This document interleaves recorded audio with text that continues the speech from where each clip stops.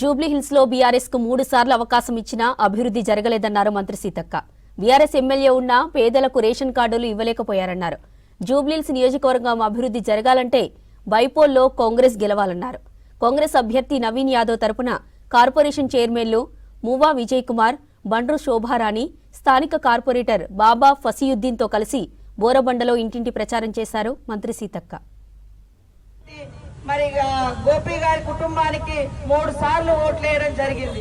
మన నవీన్ యాదవ్ మరి అనేక సందర్భాల్లో ఎక్కడ కష్టం ఉన్నా మరి అన్న అంటే నేనున్నా అని, తమ్ముడు అంటే మరి ఎంతో ఆప్యాయంగా వచ్చేటువంటి వ్యక్తి ఈ రోజు మన ముందుకు రావడం జరిగింది.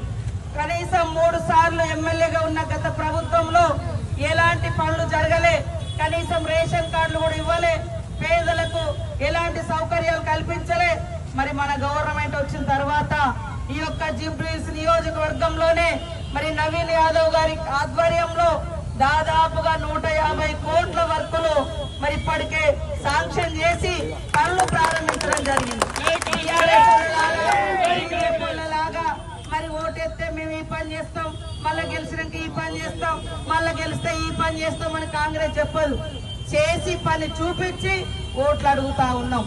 ఈ రోజు పేదల కోసం 200 యూనిట్ల కరెంటు యూనిట్లు ఫ్రీగా ఇస్తున్నాం. బస్ ఫ్రీ నడుస్తుంది. రేషన్ కార్డు కోసం 10 సంవత్సరాలు తనలాడింది. ఇప్పుడు కూడా ఒక ఇక్కడ తిరుగుతుంది, నాకు రేషన్ కార్డు 10 ఏళ్ల నుంచి రాలేదు, ఇప్పుడు రావాలని. దాదాపుగా లక్షల మందికి మొన్ననే రేషన్ కార్డులు ఇచ్చినాం. పేదింటి బిడ్డలు కూడా సన్న బియ్యం కడుపు నిండా తినాలని మరి సన్న బియ్యం పంపిణీ చేపట్టడం జరిగింది. ఇందిరమ్మ ఇల్లులు కూడా పెద్ద ఎత్తున 1.5 సంవత్సరాల కాలంలోనే రాష్ట్ర వ్యాప్తంగా 4.5 లక్షల మందికి ఇచ్చినాం.